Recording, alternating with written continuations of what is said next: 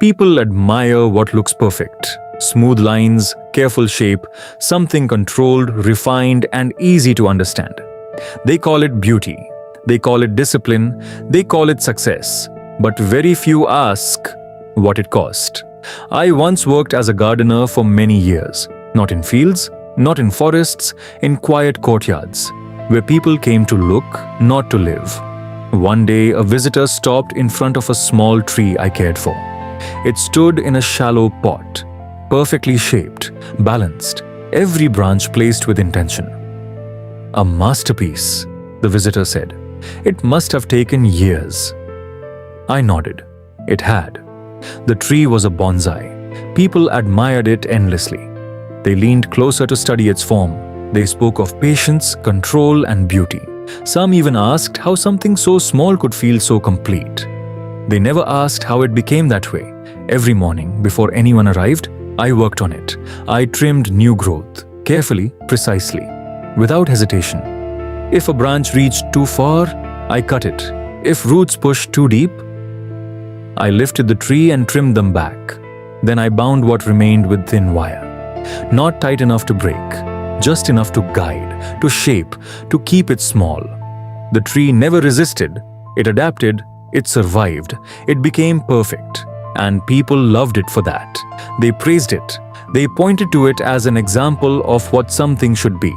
Contained, refined, controlled. One afternoon, the visitor returned. He stood longer this time.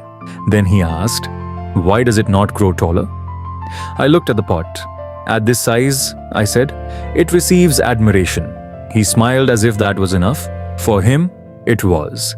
Years passed. The tree became more valuable, more admired, more complete. But something inside me had begun to change, because I had seen trees before. Real ones, not in courtyards, in the mountains. I left the garden one season and traveled far beyond the paths people usually walked. There the land was not shaped, nothing was trimmed, nothing was controlled. And in that place, I saw something I could not forget. A giant tree stood among stone and wind. Its trunk was wide and scarred. Its bark was marked by time, by storms, by claws. Its branches did not follow perfect lines. They reached where they needed, not where they were told.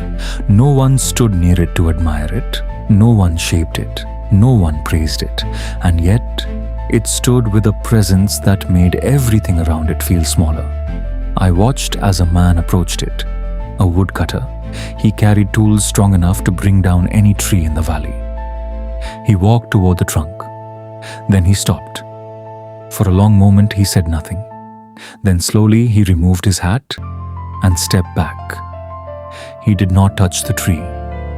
He did not measure it. He did not even consider cutting it. That was the moment I understood something I had never seen in all my years of shaping small trees. No one applauded that tree, but no one dared to reduce it. I returned to the garden after that. The bonsai was still there, perfect, admired, unchanged. I stood before it for a long time, and I looked at the pot, at the wires, at the carefully trimmed branches. It would never reach further than I allowed. And for the first time, I did not see beauty.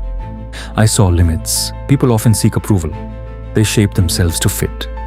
They adjust. They shrink. They cut away parts that grow too far, too freely, too differently. And the world rewards them for it.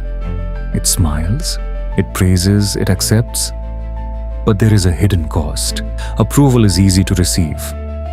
When you remain small enough to manage, respect is different.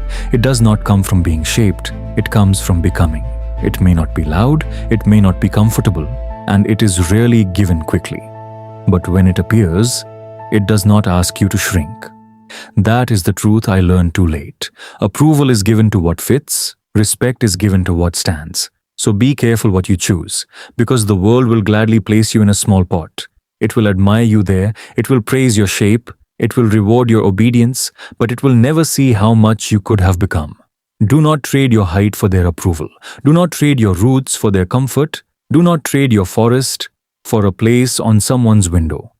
If this story stayed with you, write grow, in the comments. If you know someone who is admired but slowly shrinking, share this with them and stay with us.